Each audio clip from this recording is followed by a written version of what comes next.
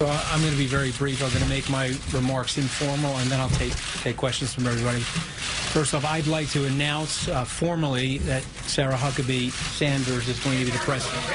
Oh, you can't hear me? I'm sorry. Better? Sarah Huckabee Sanders is going to be the press secretary, and so you can congratulate her after the session. You still can't hear me? No sound? Okay. Better? Better now? Better now? I'm going to start over. You guys heard me in the front, though, right? What did I say, John? Sarah's going to be the press secretary, right? Okay, so congratulations to you, Sarah. And so I want to make a couple of statements. The first thing I want to say is I want to thank personally Sean Spicer, not only on behalf of myself, the president, the administration, but Sean is a true American patriot. He's a military serviceman. He's got a great family. And he's done an amazing job. This is obviously a difficult situation to be in, and I applaud his efforts here, and I love the guy, and I wish him well, and I hope he goes on to make a tremendous amount of money. As it relates to me in this position, I'm going to spend a couple of weeks getting to know the people here, and I'm going to be as coordinated as I can with the people inside the West Wing. There's been some speculation in the press about me and Reince, so I just want to talk about that very quickly. Reince and I have been personal friends for 6 years. We are a little bit like brothers, where we rough each other up once in a while, which is totally normal for brothers. There's a lot of people in here that have brothers, and so you get that. But he's a dear friend. He brought me into the political system. He brought me into the Republican National Committee network. He introduced me to Governor Walker. We've spent many times together socially. A lot of people are not aware about this, but after the Romney campaign, I invited Reince into Skybridge. I think it reflects poorly on Reince that he didn't take my offer to come in and be our chief operating officer. But I say that in jest, obviously. And so what I want you guys to know is that he was my first call this morning. I met with him before we sat in the Oval Office, and we are committed as true professionals to the team and the process of getting the administration's message out. And I think that's going to be one of the big goals for us. I said during the transition, I'll say it up here, I think there's been at times a disconnect between the way we see the president and how much we love the president and the way some of you perhaps see the president. And I certainly see the American people probably see the president the way I do. But we want to get that message out there. And to use a Wall Street expression, there might be an arbitrage spread between how well we are doing and how well some of you guys think we're doing. And we're going to work hard to close that spread. And so I'm done. I'll take the question. Yeah. I'm going to get to as many people as I can until people ask me. Sure. Two questions for you. Number one, what we have seen from this administration so far is the president being his own messenger very frequently, and that has caused, as you know, some struggles for the communications staff. How do you expect to get this White House back on track?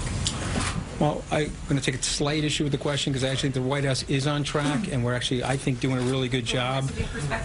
Well, I actually do think from a messaging perspective because we have a whole list of things, and I didn't want to come out here with our list of accomplishments and start a whole advertisement infomercial right now. I really just wanted to talk about personnel movement and how we're thinking about things.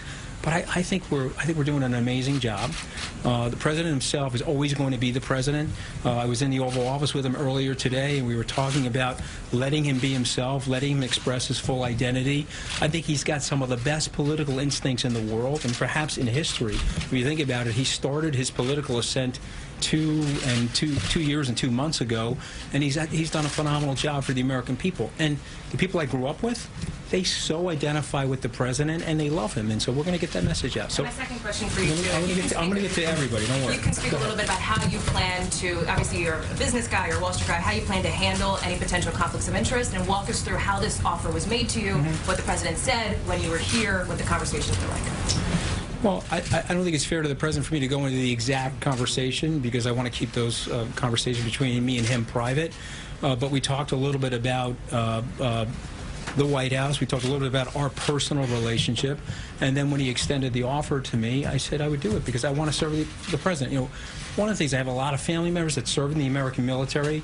Unfortunately, my generation, I'm born in 1964, I did not serve. I filled out the selective service.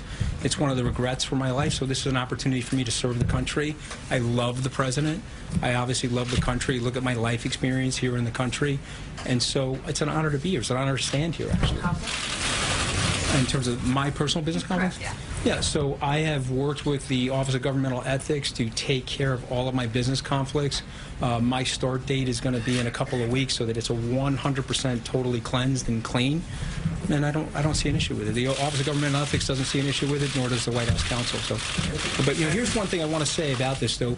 When you're bringing American business people into the administration, and they've had some level of success in the society, they have to unencumber themselves. And it's just a very interesting thing, and it's somewhat ironic. You want to go serve the country, and so the first thing you have to do is take on this mega opportunity cost by getting rid of all your assets. And so, but I'm willing to do that because I love the country. John, I'm going to get to everybody.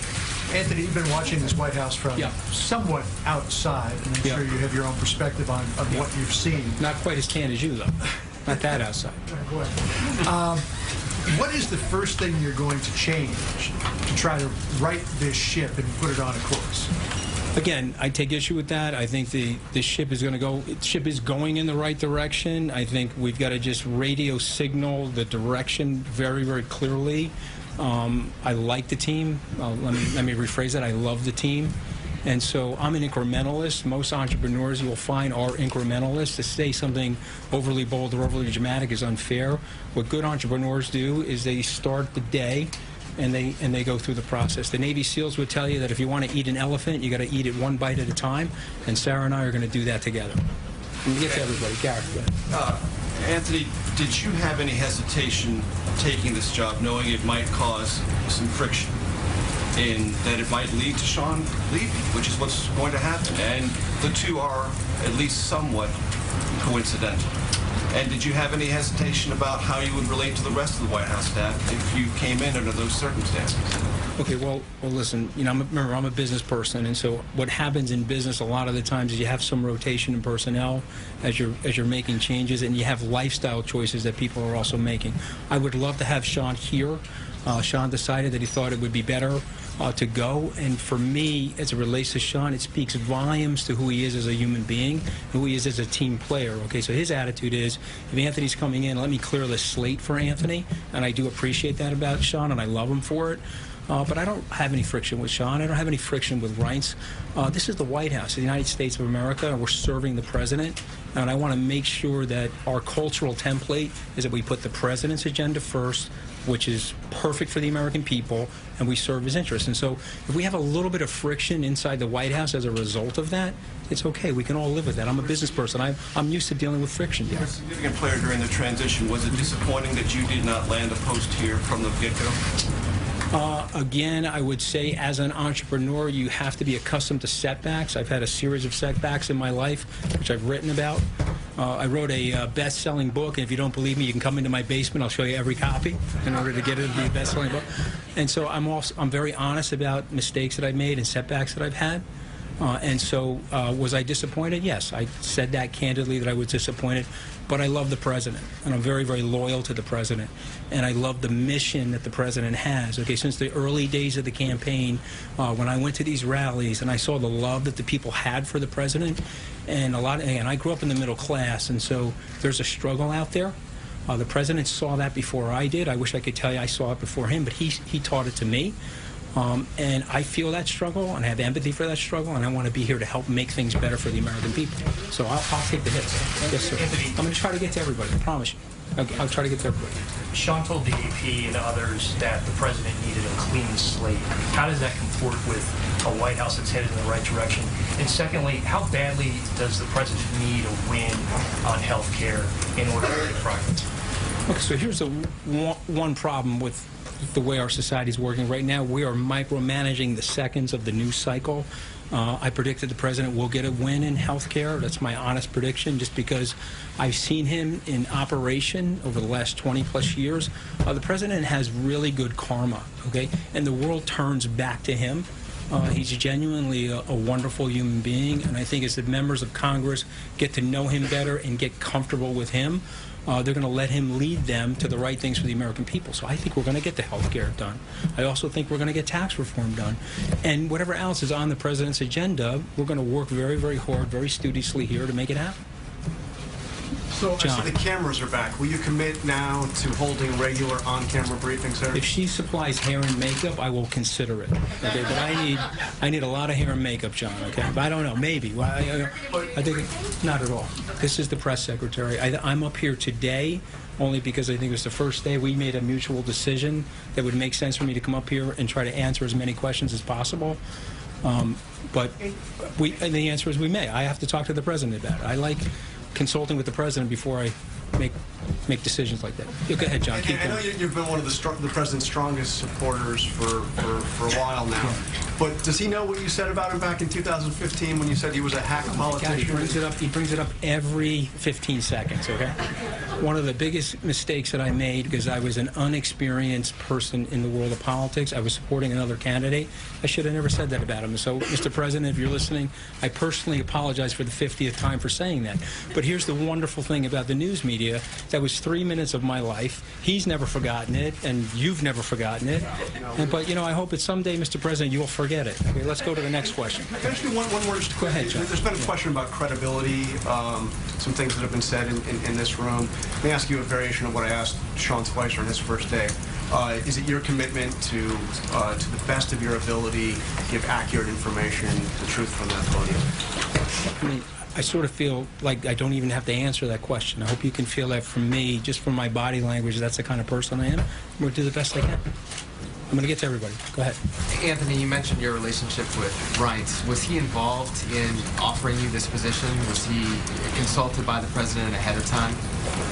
Yes, he was consulted. He was involved in the thing. There's a lot of speculation in the press about the timing and so on and so forth. And so what I'm here to tell you is that we're a team. Now, if Can you you walk us through how the job was offered? like I said, I think some of this stuff, it's unnecessary to go into that granular detail, because then, you know, it's almost like the book The Circle, where you're wearing like a police camera on you when you're having conversations. I don't think that's fair to the president. But here's what I would tell you, okay? I'm a team player. I've played team sports my whole life, at least as a kid, and I believe that you have to subordinate yourself to the greater good of the team. And if teammates don't have disagreements about certain things, then they're not going to get to the championship. You've got to get together and, you know, mix it up a little bit from time to time. I have no problem mixing up with these guys. I love these guys. I respect these guys. Is it perfect every single day? Tell me whose life is perfect every single day. But here's the commitment that I'm making to you and to the American people and to the president, that I'm here to serve him and I'm here to serve the people inside the West Wing. Just to follow up on John's question, are you committed then to regular televised briefings and having a transparent relationship with the press? Okay. And again, I obviously am committed to being transparent because I'm standing here, but I'd like to talk that over with the president, and we have a new press secretary. I'd like to talk it over with her, and then we'll get back to you on that. But listen, I'm standing right here. I'm going to try to answer every question. Sarah, go ahead. So, two quick questions. The first one, obviously, we know the president has been feeling under siege with the Russia investigations, both at the Department of Justice, but also on the Hill. Do you feel like he was feeling exposed? He didn't have people adequately coming to his defense? Is that part of the reason that we have you here today? I don't think so. So one of the things that I'm doing today is I sort of didn't have my White House counsel briefing before I'm having the press briefing, so I want to limit my remarks related to the Russia situation and things like that. But here's what I tell you about the president. He's the most competitive person I've ever met. Okay, I've seen this guy throw a dead spiral through a tire. I've seen him at Madison Square Garden with a top coat on. He's standing in the key and he's hitting foul shots and swishing them. Okay, he sinks 3-foot putts. I don't see this guy as a guy that's ever under siege. This is a very, very competitive person. Obviously, there's a lot of incoming that comes into the White House, but the president's a winner. Okay, and what we're going to do is we're going to do a lot of winning. Sorry, just one other question. Just in terms of the relationship that this press operation has had with news outlets. I mean, they've made a habit of calling news outlets they don't like fake news, calling stories they don't like fake news, calling errors that were then corrected, using that as an example to call entire news outlets fake news. Is that the kind of relationship you want with media outlets? How do you envision a relationship? Again, I want to speak for myself right now, because it's my first day on the job. I got to get familiar with everybody, get direction from the president. But I had a personal incident with your news organization, and I thought I handled it well. You guys said something about me that was totally unfair and untrue. You retracted it and issued me an apology, and I accepted the apology immediately. And so for me, I've never been a journalist, but I have played a journalist on television. You know, I used to host Wall Street Week for Fox Business. And so I have empathy for journalists in terms of sometimes they're going to get stories wrong. But I sort of don't like the fake news. And if you said to me that there's some media bias out there, if you want me to be as candid as I would like to be with you guys, there feels like there's a little bit of media bias. And so what we hope we can do is de-escalate that and turn that around, and let's let the message from the president get out there to the American people. Yes. I'm really going to try to get there. How you doing, Maggie? Welcome. The president is known to see himself as his own best spokesperson, his own best messenger. That was clearly a challenge that Sean had at this podium. How do you plan on navigating that differently than him or Mike Dubke or anybody else? Well, look, here's what I would say. Okay, again, I thought Sean did a very, very good job. He's a very articulate person. He's had 30 years in communications. I would imagine that there are people here that are going to be super excited when he lands in a job that he really likes. And he'll be a very effective communicator for wherever he goes. As it relates to standing at the podium, I think everybody has their own individual personality.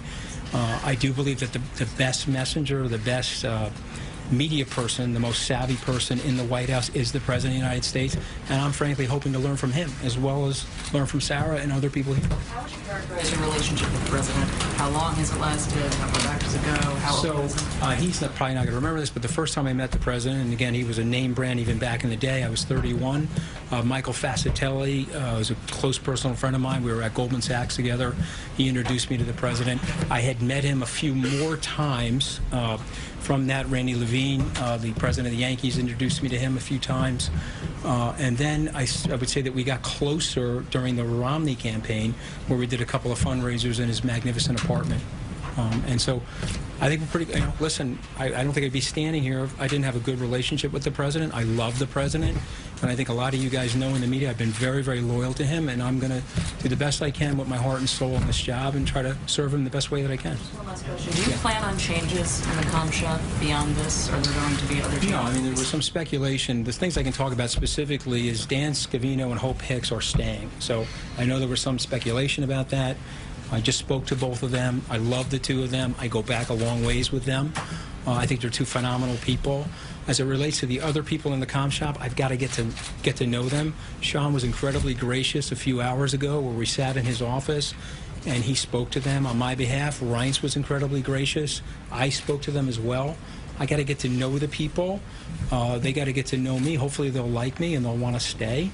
And we'll see what happens. But we're gonna make it a very fun place to work. We'll try to get to everybody. Thank you very much. Are you going to more discussing about the national security issues at this podium? Yeah. Okay, that's a really good question, but I think it's inappropriate for me to answer that question right now. And so unfortunately, I have to get back to you on that because I got to get some direction from General McMaster and the President. I'm going to go this way. Blake, I'm going to get to you. I promise. I'm going to do everything I can to get to every person in this room.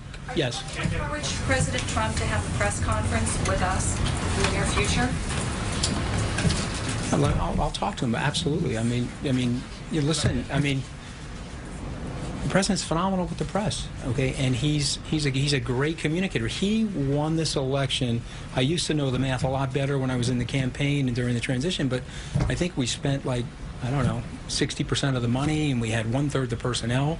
We won the presidency because of Donald J. Trump. Okay? He is a unbelievable politician, and so of course he's going to, at some point, we'll make sure that happens. I don't know what point that's going to be because I have to talk to him. Anthony. Blake, I'm going to get to. I'm going to do my very best to get to everybody. Let me just go in a way that's some order. I'm going to go here first. Anthony, you seem like a very savvy person, and you said that the White House is a difficult place. How are you going to handle a couple of things? When did I say that? I mean, I probably said it. No, I said it. Let me explain that. Okay, let me be specific. It's a difficult place because here's what happens. Okay, it's a little cramped in there. You've got a lot of reporters from international news agencies, and it's a difficult place because you're trying to get a job done, but you're sitting inside of a fishbowl. And so that's what I mean by it's a difficult place. I don't mean it's a difficult place to work in terms of the people. I think what you'd find is that there's a lot less palace intrigue than's getting reported about. And so, but that does create some tension and anxiety, and I'm going to work alongside of my peers here to reduce that tension and anxiety because we all genuinely like each other. But how are you going to handle, my question, how are you going to handle when a crisis or a big thing comes up and you put a very sophisticated message out at night and the president in the morning tweets something very different? Okay. And are you willing to say you've made a mistake? Okay. So 2 questions there. Oh, well, listen, I took trial advocacy at Harvard Law School, a little name dropping there if you don't mind, okay? And so I'm not going to answer that because that's a hypothetical, and the first thing they teach in trial advocacy is not to answer a hypothetical. But here's what I will tell you, okay?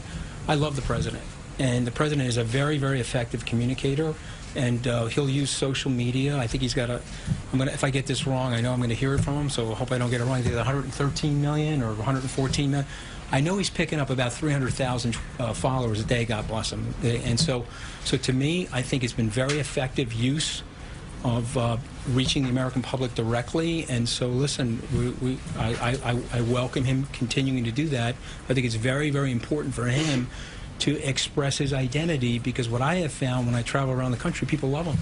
I'm trying to get to everybody. What do you have to say when his message is different than what you put out the night before? Okay, so again, that's a hypothetical, so it's totally unfair of me to even answer that because how can I answer that? I don't know what the tweet is. I don't know what happened. It's just unfair. And so you learn that early in law school not to answer that question. Go ahead, I'm sorry. Express any frustration to you at all that a lot of these briefings have been off camera. And since he wants to get his message out, wouldn't he believe to put them on camera would be beneficial? He hasn't expressed that to me, so I don't know his opinion on that, so I can't answer that question honestly. How involved in the day-to-day operations of the press department will he be going forward? As much or as little as he wants to be. I mean, he's the President of the United States. I'm here to serve him.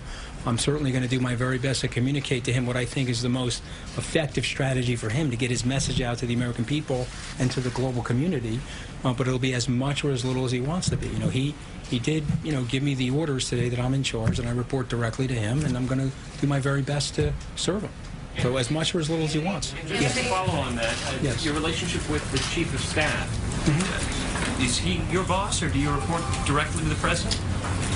Okay, so I'm going to let Reince answer that. I have no problem working for Reince. I can only speak about my management style, okay? I have been on Wall Street for 29 years. Nobody has ever worked for me. People work with me. I believe in a lot of collaboration. I think if you do that, it's very, very empowering for people. I have no problem working for Reince. The President said I report to him directly. But listen, you guys are going to be very, very surprised about the relationship that I have with Reince and the closeness that we're going to have in terms of working to serve the President. And so he's the Chief of Staff. And so it would be foolish of me not to communicate with him, not to relay to him every single thing that I'm doing. Yes. Do you stand by some of the factual claims that have been contested, that have been made by this administration? 3 million illegal votes cast for the president's opponent. Do you endorse all of those statements of fact that have been made? Okay, so it's a little bit of an unfair question because I'm not up to speed on all of that. So again, just candidly telling you that. Said 3 million people voted illegally. Okay, so. Stand by that or not? So if the president says it, okay, let me do more research on it. My guess is that there's probably some level of truth to that. I think what we have found sometimes, the president says stuff. Some of you guys in the media think it's not true or it isn't true. It turns out it's closer to the truth than people think. So let me do more homework on that, and I'll get back to it. I'm feeling the hook here. I can feel the hook here. So I want to answer. Is it okay to answer a few more questions? Let me get to Blake first, okay? Let me get to Blake first, and I'll go to the other people. Thank you. Congrats on the new job. Question for you. Are you really congratulating me on the job? It's a new job. Congrats. You've gone through your past, law school, business, finance, but you've never held a communications type role. What would you say to your critics who say he's never done anything like this and this is the White House? Secondly, if you can just lay out kind of why you wanted the job, and thirdly, before you go, why you chose immediately right off the bat Sarah to be the press secretary. Well, I want to start with Sarah first. Okay, so the president loves Sarah. He thinks she's doing a phenomenal job. I agree with him. I think Reince Priebus and other members of the staff agree. and I'm super proud to work with her. And I think she's going to be phenomenal as a press secretary. As it relates to me, I think that you will find in my background and my career, I have a lot of communications experience, and I spent a lot of time on television. I spent a lot of time shaping the message for my old firm, my predecessor firm, and so time will tell. But here's something I will tell you about myself. There's a lot of stuff that I don't know, and so I'm going to lean on people like Sarah and other people to help me be the best that I can possibly be. I'm going to take one last question. I'm going to take this question right here, right? I'm getting the hook, right? So I'm going to take this last question. Yeah. Can I follow up on what Blake was asking you? Two questions.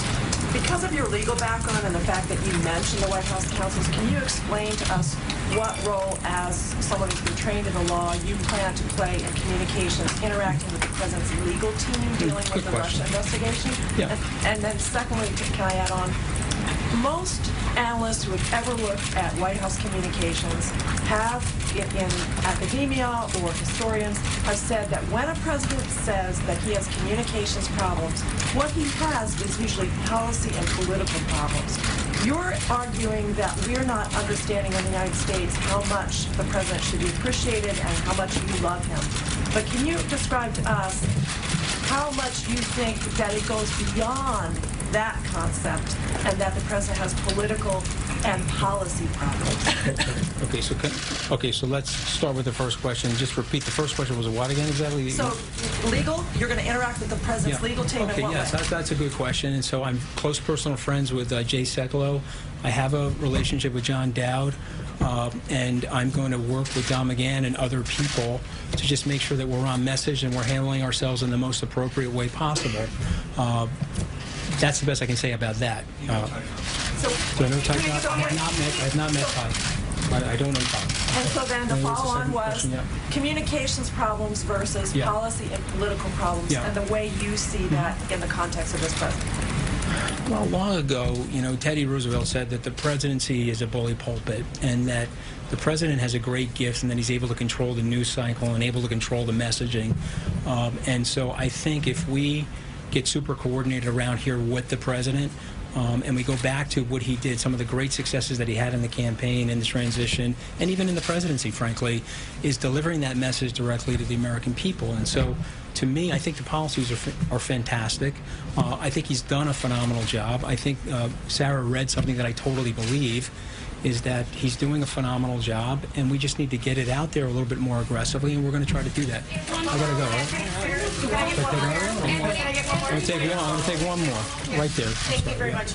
You've talked several times about your relationship with Reince Priebus and Hope Hicks and some of the rest of the communication staff. Can you talk about your relationship with Steve Bannon? He's said to have had strong objections about you taking this job as well. And then I have one other thing. All right, so I'm on the record. I've been interviewed about Steve. I think he's one of the smartest people that I know. I think that he was instrumental in helping us win the election. He's got a strong personality. I have a strong personality. We didn't really overlap at Goldman Sachs, but we both worked there at a period of time. And there was something great about that culture back in yesteryear. Maybe it's true today, although I've been out of Goldman for 21, 22 years. But there were two great things about that culture. The first thing was that you subordinated yourself to the team, even if you had disagreements. And the second thing was that the legendary John Weinberg, who's now deceased, once said, "Some people grow, other people swell." Okay, and it's a great line to think about yourself. And so for me, I want to keep my head in the game, I want to keep my ego low, and I want to work with Steve Bannon as closely as I possibly can. I have a huge, enormous amount of respect for him. The other thing was... Sarah says I can keep going, so I'm going to keep going. You said that you don't need to write the ship, that you guys are doing great work, but the president has a 38.8% approval rating in his second quarter. That's historically low. What are you going to do to change that, to better communicate with the American people? So that's actually a really good question. And so these polls are moving targets, and we all know from statistics, which I've taken plenty of statistics courses, that sometimes the polls could be wrong.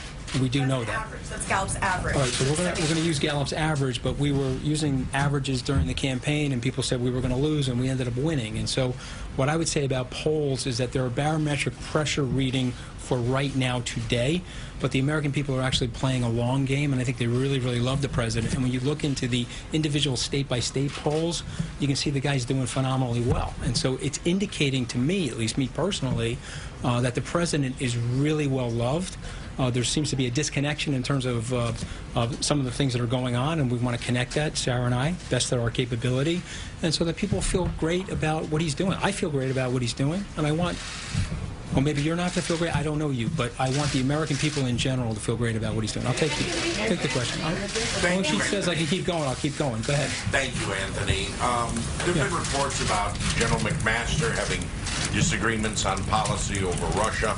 Can you say that there will be no other high-profile resignations or exits from the White House staff? Yeah, so that, again, another hypothetical. I honestly cannot answer that one way or the other, although I have an enormous amount of respect for General McMaster. I just don't know the situation. I'm not going to answer it because I don't know. You said you're going to work with the legal team and messaging as it relates to Russia. Where have they? I mean, no, I specifically said that I haven't been briefed yet by the White House counsel about what is appropriate to talk about from this podium, and so therefore I don't want to take any questions related to Russia. Okay. So, well, I'd like to ask you though, if is the strategy that seems to be coming from this White House now and going after Robert Mueller's credibility the right one? Okay, so again, that's sort of in that zip code of, like, you know, the legal team, and not really in Sarah or my zip code, so I just want to stay away from the question. It's actually very complicated, and I don't want to bore all the people here with the legal details related to it, but I just think it's important for me on my first day standing up here that I don't go in that direction, so I'm not going to answer the question, not because I'm not trying to be forthcoming, I just think there's legalities there that I don't want to touch. Yeah, thank you very much. My question is really I'm going to take this question first, and then I'll take you, I promise. Thank you very much, sir. Yeah, these are the last two questions, and I'm going to go. Communication is the key, and President is a great communicator. How important is now relations between the President and the press, and you think how he's going to change, and how much he has a faith and trust in the White House press, and what is the future? Listen, I'm a super optimistic guy. You know, I'm too short to see the glass anything other than half full, right? So I'm a super optimistic guy, and I think that the president's going to have a phenomenal relationship with the press. We'll get there together. Take this last question, then I'm leaving. My question is in your zip code. Larry Speaks, who once stood up there, said, "Don't tell us how to stage the news. We won't tell you how to report the news." Do you think that that's an accurate reflection of what your all's job is? Say it again. Larry Speaks said, "Don't tell us how to stage the news. We won't tell you how to report the news." Do you think that's an accurate reflection of our relationship? I don't know. You know, we're in a different world. I mean, I have an enormous amount of respect for Press Secretary Speaks, but when he was standing at this podium, it was a very, very different world. Each one of us right now has a sound studio, a recording studio, a movie studio, a television studio right in the palm of our hands, and so we could stage things, and it's going to be read certain ways. It may not be read other ways. But I know what Sarah and I are going to work on is reaching as many people as we possibly can for today's era. And so maybe he was accurate in the 1980s, but Sarah and I will think of something cute to say once we start working together. She wants to give me the hook. She wants to give me I'll take it. Okay. Yeah. The president tweeted that it's impossible for his communications team to know what's in his head at every moment. Yeah. How are you going to make sure that you are on the same page as this president? What have you said to him about the need to know what he's thinking and where he stands as it relates to policy? Listen, I know, you know, I'm not going to speak on behalf of the president. I just feel like I have a close relationship with him. Sarah has a close relationship with him. And I think it's super important for us to let him express his personality. It has been a very successful life experience for President Trump to be President Trump. And so let's let him do that. And let me just finish. And, you know, let's see where the chips fall. And then when something happens that you don't like or you like, you'll talk to me or Sarah and we'll address it. Do you plan to meet with him every day? Do you plan to meet with him every day? And do you have Oval Office privileges? Do I plan to meet with him every day, and do I have Oval Office privileges? Listen, I'm not one of these people that need to have unnecessary FaceTime with the president. Okay, but I do have Oval Office privileges if that's what you're talking about, and I do have the opportunity to meet with him because I'm going to be his comms director, and he told me that he's going to put me in charge of this, and so I want to make sure that I'm linked to him and syncopated with him in a way that he likes. And so I'll meet with him, but I don't want to waste his time and sit in the Oval Office unnecessarily. Thank you.